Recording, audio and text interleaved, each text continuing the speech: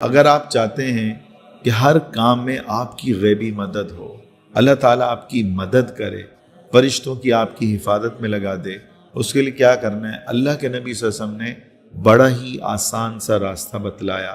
صحیح مسلم کی حدیث ہے، واللہ فی عون العبد ما کان العبد فی عون اخیہ، کہ جب کوئی بندہ کسی کی پریشانی، کسی کی مدد کرنے میں لگا رہتا ہے، اللہ تعالیٰ اس بندے کی مدد خود کرتے ہیں، خود فرماتے ہیں۔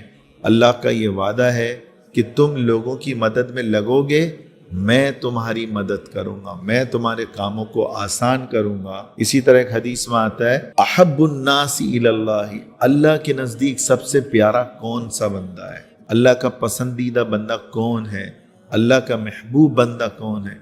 وہ کون سا بندہ ہے جس سے اللہ محبت کرتا ہے؟ المعجم الکبیر کی حدیث ہے، انفعہم للناس، کہ جو لوگوں کو فائدہ پہنچاتا ہے، جو لوگوں کی مدد کرتا ہے، جو لوگوں کے لیے آسانی کرتا ہے، جو لوگوں پہ رحم کرتا ہے۔ اللہ کہہ رہا ہے میرا وعدہ ہے، اللہ کہہ رہا ہے میں اس بندے کو اپنا دوست بنا لوں گا، وہ میرا پسندیدہ بندہ بن جائے گا جو لوگوں کی مدد میں لگا رہے گا۔ اب ایک واقعہ بھی سنیں۔ امام عبد الوہاب شعرانی رحمۃ اللہ علیہ کی ایک کتاب ہے، اس میں یہ واقعہ نقل کرتے ہیں کہ میری بیوی فاطمہ ام عبد الرحمن، اس کے سینے پر جو ہے ورم آ گیا، چربی آ گئی۔ حکمہ نے کہا کہ اس کا کوئی علاج نہیں ہے۔ میں اللہ سے مانگتا رہا کہ اللہ تو میری مدد فرما دے۔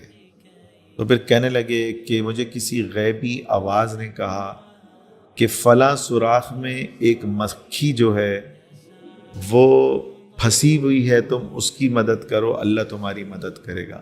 یہ اتنی امام شعرانی اپنی کتاب میں خود لکھ رہے ہیں، اور کتاب کا حوالہ ہے المنن الکبریٰ، صفحہ نمبر 305۔ فرماتے ہیں کہ میں نے اس سوراخ جو کہ میرے گھر میں تھا، چھوٹا سا سوراخ تھا، کہنے ہیں کہ میں نے تیری ڈالی تو میں نے دیکھا ایک مکھی کو جو ہے، ایک بڑا سا مکھا جو ہے اس کو پکڑا ہوا تھا، جھگڑے ہوا تھا۔ میں نے ان کو نکالا اور پھر تیلی کے ذریعے میں نے ان کو علیحدہ کیا، اور وہ مکھی اڑ کے چلی گئی۔